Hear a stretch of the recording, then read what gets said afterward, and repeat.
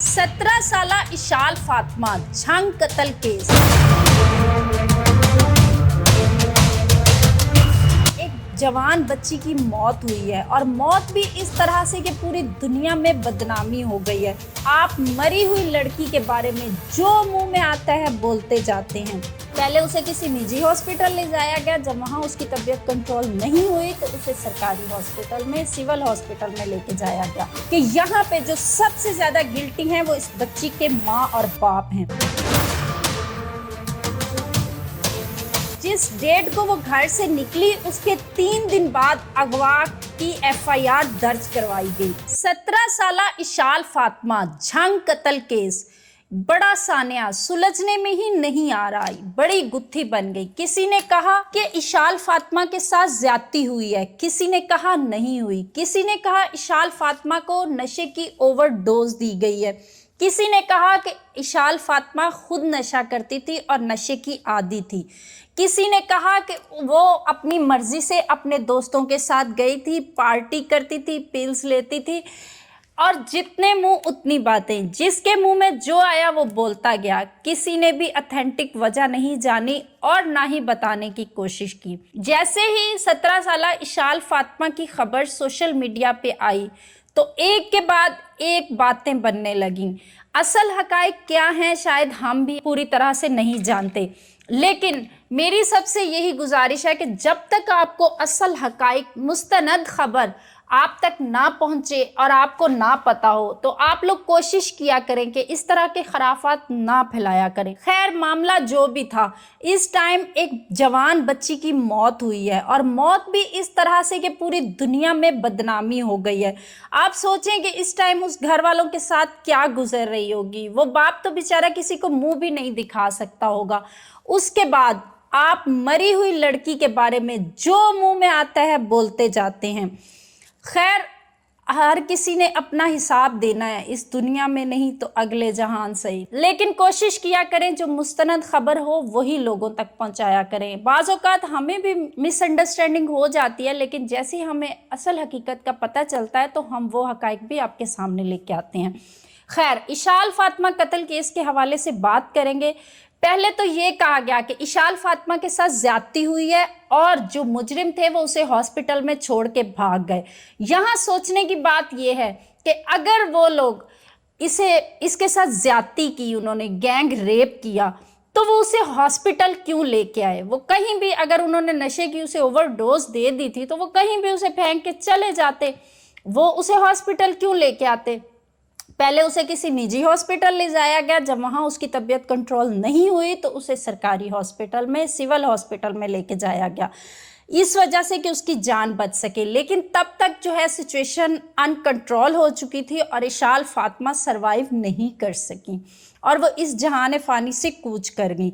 लेकिन अब आते हैं असल हकायक की तरफ। असल हकायक ये हैं, सबसे बड़ी गलती और सबसे बड़ी जो बात मैं इस वीडियो में करने जा रही हूँ वो ये है कि यहाँ पे जो सबसे ज़्यादा गिल्टी हैं वो इस बच्ची के माँ और बाप हैं। बच्ची 2 दिन से घर से गायब थी। जिस दिन उसने रिजल्ट या रोल नंबर स्लिप जो भी लेने जाना था, उससे 1 दिन पहले वो घर से निकलती है अपने घर वालों को ये कह के कि मैंने अपनी दोस्त के घर जाना है। उसने दोस्त के घर से आगे कॉलेज जाना था। अब ये वाली जो आज़ादी जब हम बच्चों को दे देते हैं कि हमारे बच्चे कहाँ जा रहे हैं, कौन सी गैदरिंग में उठ रहे हैं, बैठ रहे हैं, वहाँ पे हम लोग गिल्टी हो जाते हैं। जिस डेट को वो घर से निकली उसके 3 दिन बाद अगवा की FIR दर्ज करवाई गई। यहाँ पे किसका कसूर है? मैं समझती हूँ कि ये माँ बाप का कसूर है। 2 दिन तो उनसे कोई राब्ता नहीं बच्ची का। 2 दिन बाद उनको फिक्र हुई कि हमारी बच्ची घर से गायब है और हमारे साथ कांटेक्ट में भी नहीं है। तीसरे दिन उन्होंने FIR दर्ज करवाई जब उनका कुछ पता नहीं चला। अब यहाँ पे होता ये है कि वो बच्ची जो थी, ये उसके अपने ही दोस्त थे। इन लोगों में उसका उठना बैठना, खाना पीना, पार्टीज करना, मैं कुछ गलत नहीं बोलूँगी, लेकिन वो इनके साथ इतना फ्री थे।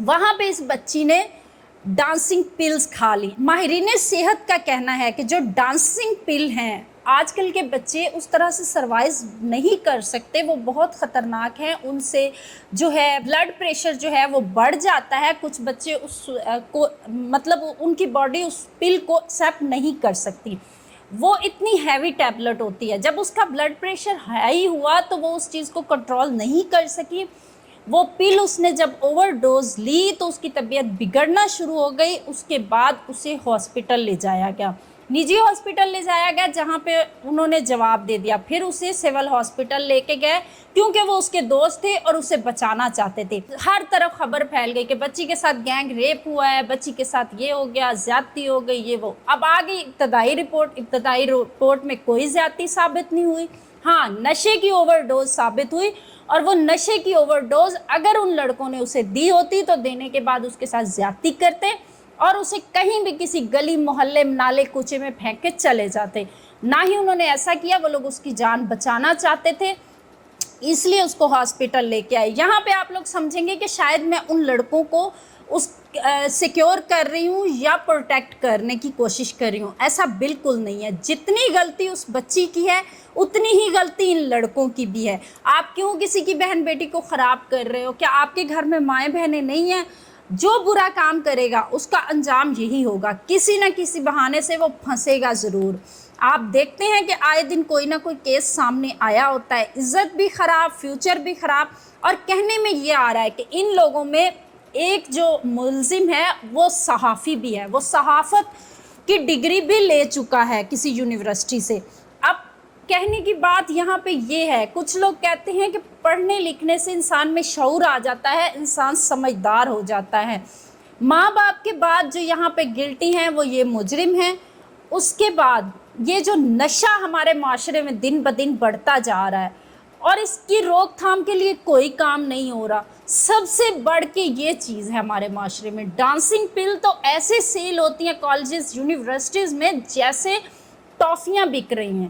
کون ذمہ دار ہے ان سب کا؟ ہم کیسے اپنے بچوں کو یونیورسٹیز میں پڑھنے کے لیے بھیجیں، کیسے ہم کالجز میں بھیجیں، ہم پاکستان میں کیسے رہیں؟ ہمارے بچے یہاں پہ محفوظ نہیں ہیں، اگر ان کے ساتھ کچھ غلط زبردستی نہیں ہوتا تو ان کا اٹھنا بیٹھنا ایسی گیدرنگ میں ہو جاتا ہے۔ کالجز یونیورسٹیز میں نشے کی لت جو ہے دن بدن بڑھتی جا رہی ہے۔